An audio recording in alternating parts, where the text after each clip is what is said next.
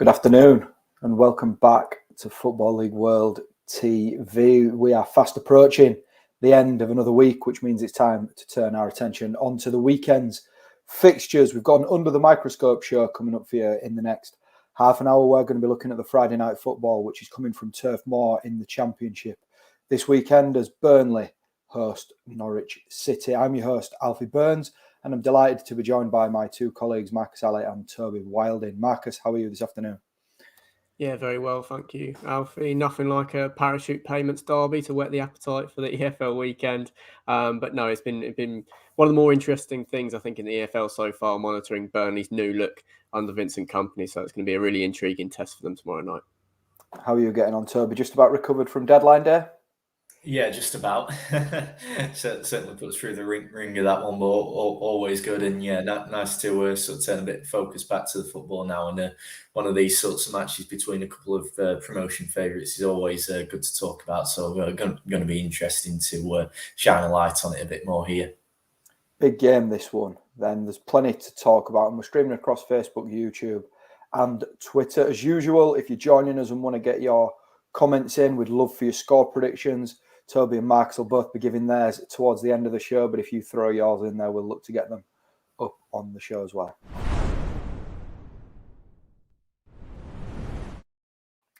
A positive start to the season then for both Burnley and Norwich. It could have gone better, but dropping out of the Premier League in the manner that both these sides did, I think they would have taken the starts that they've had at this moment in time. We'll start with Burnley. They're sitting fifth in the table, 8 played, 1-3, drawn 4, and they've lost just once. They're unbeaten at Turf Moor as well, which of course hosts this weekend's fixture. 3 draws and then a 2-0 win against Millwall last time out. Toby, I'll come to you first. Vincent Kompany, the home form is going to be important for him moving forwards. And after that win over Millwall, it's time to start, stringing a few wins together, isn't it? Yeah, I think so.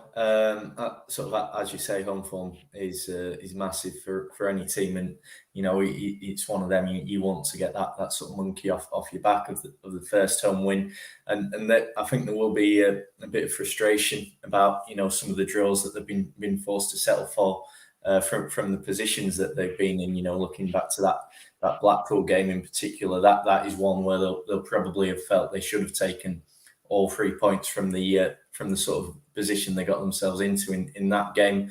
So I think it's one of them, isn't it? The pressure starts to build when the longer you're waiting for that first win. So I think there'll definitely be relief there in getting that on the board against Millwall, and then perhaps a bit of frustration that they didn't quite follow that up against West Brom on Friday night at the Hawthorns. Certainly one that could have gone either way, but I think even so, we're just the one defeat in the Championship to start with. That's not bad at all. It certainly shows that they're making themselves hard to beat, which can sometimes be difficult for a team that's just been relegated to sort of get out of that rut a bit. We've certainly seen that in the past with other sides, so I think they'll be pleased with that. And obviously, the points they have got on the board have been enough to very much keep them in the mix for a top 2, top 6 spot at this early stage of the season. So I do think that on the whole they'll be pretty pleased with how the season started for them, and certainly that win over Millwall is giving themselves something to build on in terms of their home form in particular. As for Norwich then, they sit second in the table, trailing only Sheffield United. Heading into this weekend, played 8, won 5, drawn 1 and lost 2. They had a really slow start to the season, actually, under Dean Smith with 2 defeats and a draw in their opening 3 fixtures, but they've turned that around with 5 wins on the spin to move up into second. Marcus, what have you made of Dean Smith's side so far this season? Well, it's been a very impressive turnaround. Smith was sort of on the back foot defending his performances at will, despite the 3-game winless run that started the season. And those sort of points that he made have been justified by the way that results have turned around. Obviously, 5 wins on the bounce is very impressive to shoot them right up from, I think, rock bottom in the league at some point into the automatic promotion places. And we have seen certain players, some familiar faces from Championship title wins over the years come back to the fore and really start hitting their straps at Norwich. I was very impressed with their 3-0 win over Coventry City last time out. That was the most comfortable of the 5 wins by quite a stretch. I know Cov are down rock bottom at the moment, but I do see that as a false position, and it was a big positive for Norwich fans to see Pukki and Josh Sargent both in the same team getting on the score sheet and proving that they can maybe play together after Pukki sort of had come out of the side due to injury and then struggled to get back in briefly with Sargent on such good form. The attacking midfielders are really contributing as well. I thought Danel Sanani started the season well. Kieran Dow got on the score sheet last week, and Marcelino Nunes from a deeper, more deep-lying attacking role in midfield is really adapted to the Championship very promisingly. And Aaron Ramsey, only 19 on loan from Aston Villa, is starting to chip in as well. So certainly in the final third, everything seems to be coming into place for Norwich. They're very well set to go to Turf Moor and prove a tough test for the Clarets.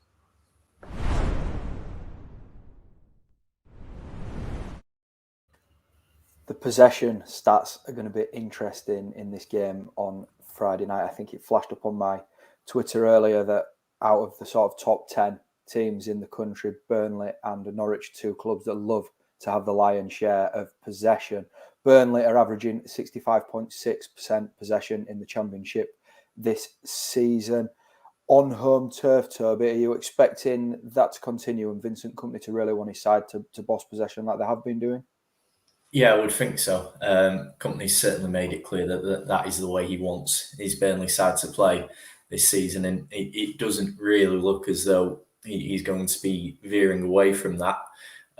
Certainly, the fact that they're at home as well, there is going to be the expectation there on them to really go out and lay down a marker against another rival for promotion as well. And I think given the fact that he will be well aware, as you say, of the fact that Norwich too are a side who like to have the ball in their possession and do what they can with it. I think that there's an element of he will want his Burnley side to play their game as they are and prevent Norwich from doing what they do in possession as well. So there's certainly 2 aspects from that. It looks like to me in terms of, he wants his side to do what they've been doing so well at the start of this season. But also preventing Norwich from what they are doing well. So there's potentially 2 advantages to be gained there for Burnley if they do that. But I think as well, sort of looking back to that West Brom game last Friday, there is perhaps a bit of an argument to say that if they don't sort of take control of the game quite as much, because certainly we saw West Brom had a lot of chances and a lot of territory in that game. Burnley can, if necessary, approach a match in a different way and maybe sort of almost grind out a result to some extent, as they perhaps should have done at the Hawthorns with some of the late chances that they had before that equaliser. So yeah, but even so, I do think that on the whole, Kompany certainly looks like a manager who will be sticking to his guns as much as possible. So I would expect the Clarets to be going out here and looking to really dominate possession for as much of the 90 minutes as possible, and to really put Norwich under pressure and to stop them playing their own game as well. Norwich's average possession sits slightly under Burnley, 63.4% of possession they've had in the Championship this season. Going away from home, Marcus, do you think that Dean Smith will be happy to give up, that kind of majority share of the ball, or do you think he will want his team to not look to play on the counter as much and dominate things? It's an interesting one because Smith will have maybe an idea about sitting back a little bit more because of his confidence in the players that can hurt Burnley on the counter-attack. However, I can't see the Clarets having anywhere close to that share of possession that they have averaged so far this season. I do see it being a bit closer to 50-50. West Brom actually had more possession, only just, than Burnley at the Hawthorns last week. Obviously, game situation comes into that a little bit with Burnley leading in the first half and then West Brom sort of pushing for most of the second period. But I don't think Norwich will be as content to sit back and let Burnley have the ball and try and contain them, as we have seen other Championship sides do to relative success as well. just because of the way that they like to impose themselves on the game. I think Burnley do have the recovery pace as well. The likes of Harwood Bellis, Roberts and Ian Martson to potentially defend against counter-attacks better than we've seen Norwich hurt people that way in the last few weeks. So I think there'll be one to definitely monitor the way that Norwich set up in the opening stages of the game and their approach out of possession. But I don't think Smith will be content with them sitting back and allowing Burnley's technicians to manipulate the ball the way that we know they can so far. I think they will want to get into them a little bit more, and I can see the possession share being a bit closer to 50-50 than it typically has been with Burnley and Norwich's games so far this season.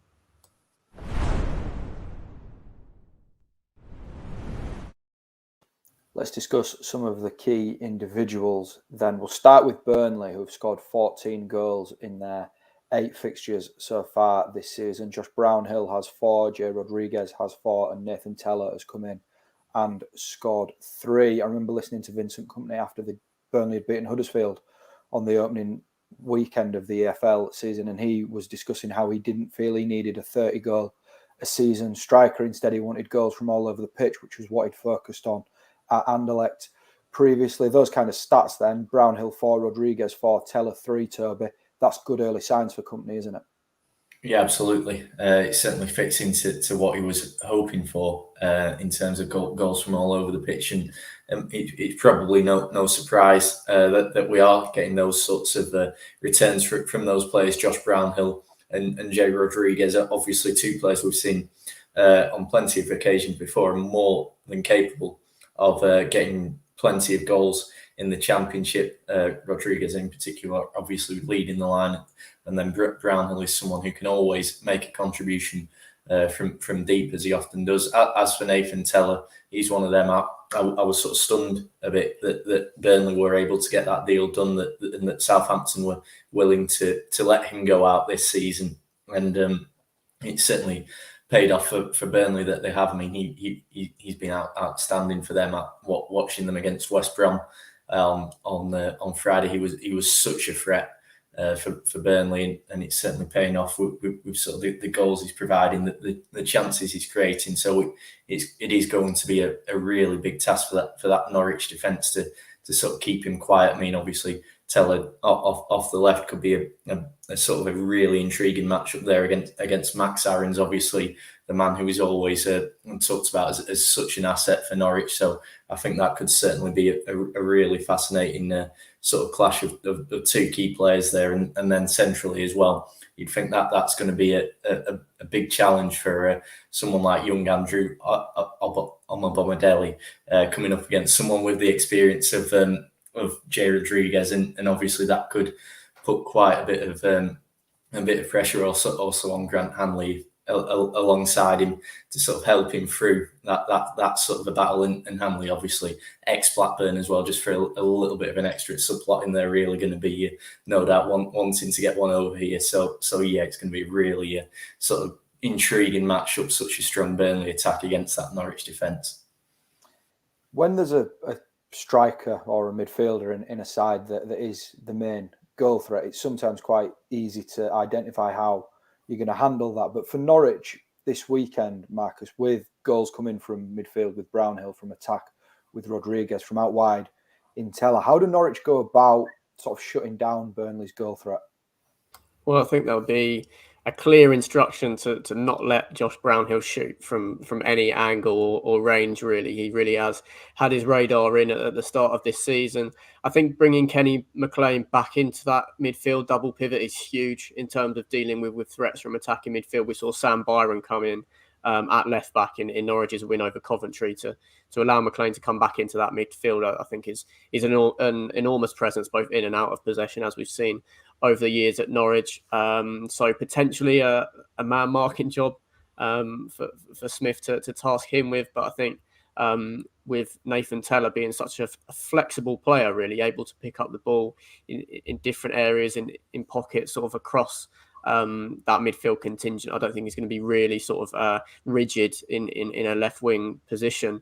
It's going to be interesting to see how they deal with that. And then obviously, as Toby pointed towards, Omobamidele, more of sort of modern profile of a centre-back, hasn't quite got the physical profile to deal with a Jay Rodriguez or Ashley Barnes if he's involved at some stage. With those three players, the Burnley attacking midfielders running off of him, it's going to be a very interesting one to see how they deal with it. But I do see McLean as a real crucial player in a tough away game, one of the toughest ones on the calendar, who can stand up and organise and really help try and negate the threat that they pose. I think Brownhill up against McLean in midfield is potentially a key battle that could end up deciding the game of what I expect definitely to be a low margin encounter.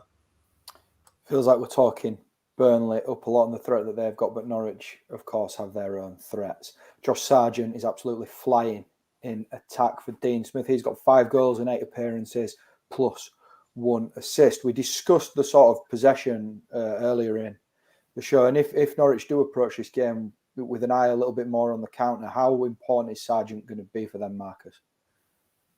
Yeah, he's huge. He's been such a difference maker so far.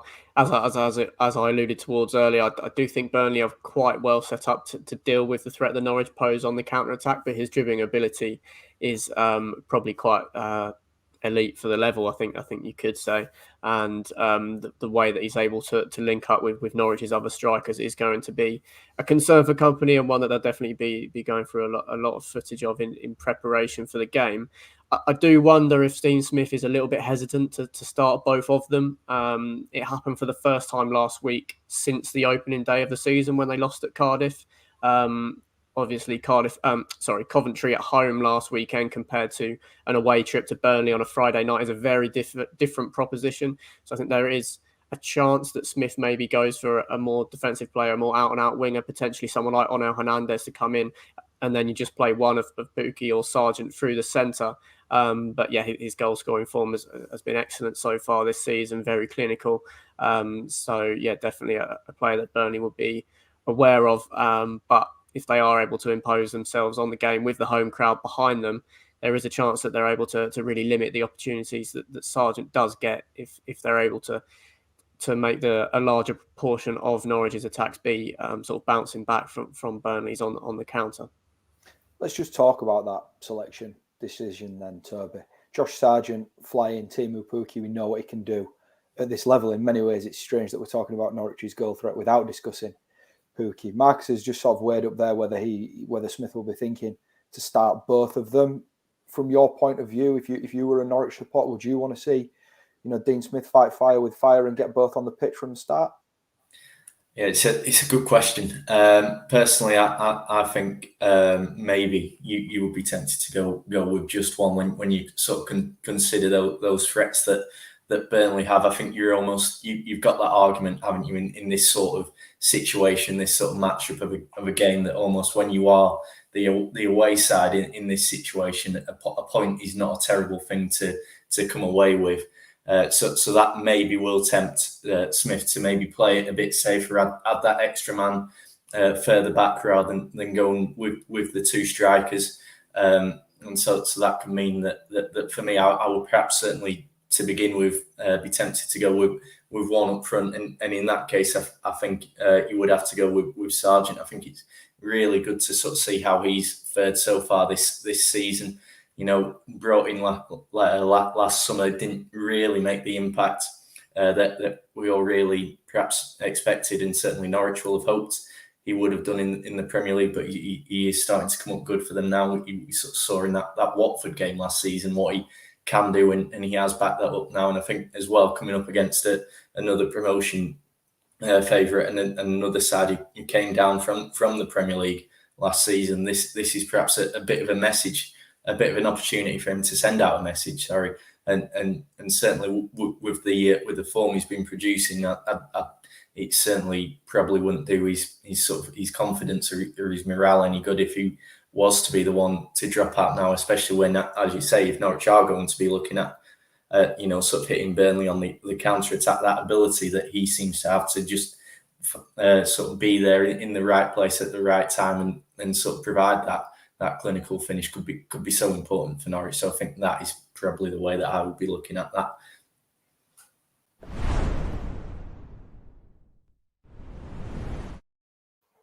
think, as Marcus alluded to right at the top of the show, this was a Premier League fixture last season, goalless at Turf Moor. Norwich 2-0 winners. Later on in the season, just before Sean Dyche was sacked as a Burnley manager, two very different sort of situations this time around in the Championship. Toby, do you find it hard to read into too much of what happened last season when we're previewing this game?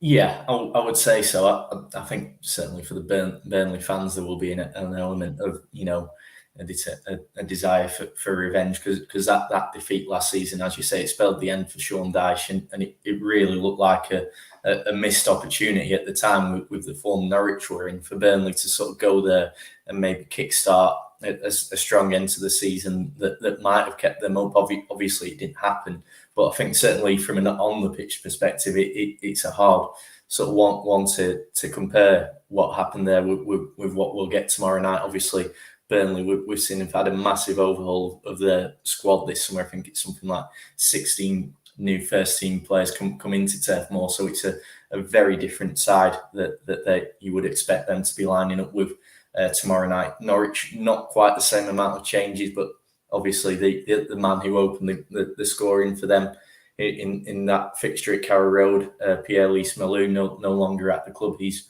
back in France, and as we've sort of been talking about already, Timu Pukki, not quite the guaranteed starter that he has been for Norwich in the past. Was getting the second in that game, so certainly there's a lot of differences on both sides in terms of the personnel who you would expect to be lining up for this one. So I don't think for them that game is going to be playing a great deal on the minds of either side, especially when you consider what is at stake in the here and now for the promotion race this season. Let's get into some predictions then and round things up. Before we get into what the score's going to be, Marcus, just want to pick your brains on who you think's the favourite heading into this fixture. Well, obviously, given they're unbeaten at home so far this season, and their last performance was very dominant against Millwall at Turf Moor, I think it's quite hard to argue that Norwich are favourites coming into this one, despite their excellent form in the last few weeks or so. However, in terms of who I'm most impressed with so far this season, and who right now I think is a stronger side in their current guys, I do lean towards Norwich. So then that gives me the dilemma of how much do you factor in the home advantage and how strong Burnley have been so far under company. In terms of, I think it's pretty even, to be honest. It's hard to justify either way. I think it's pretty much a pick 'em. I think they're both very evenly matched, and I can't really call a favourite going into this one, to be honest. Let's get your prediction then, Marcus. I sense you sitting on the fence. I am, yeah. I'm going for another Friday night 1-1 draw for Burnley.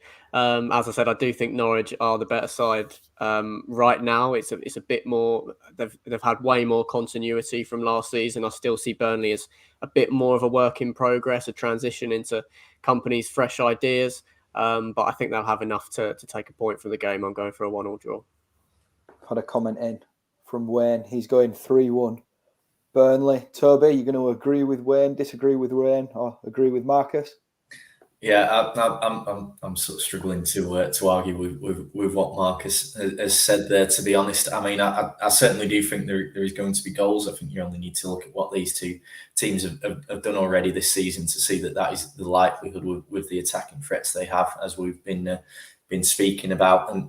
And I do, although you sort of look at maybe the chances Burnley didn't quite take at West Brom last week. If they're like that again, then that perhaps opens the door for Norwich. But I can't see Burnley being like that, certainly not on home turf.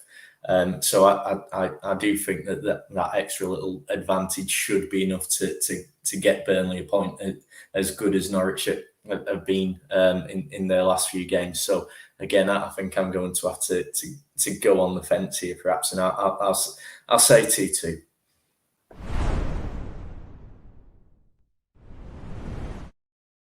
That concludes our look at tomorrow's Friday night football then. Thanks to Max and Toby for joining me and sharing their thoughts on Burnley versus Norwich. Thanks to anybody else that's joined us across the last half an hour. Coming up on the channel tomorrow, we'll be ramping up our look at the weekend's action with our two staple shows, the AFL betting show followed by the AFL weekend preview. So plenty to look forward to tomorrow. We hope you can join us then. But between now and then, take care.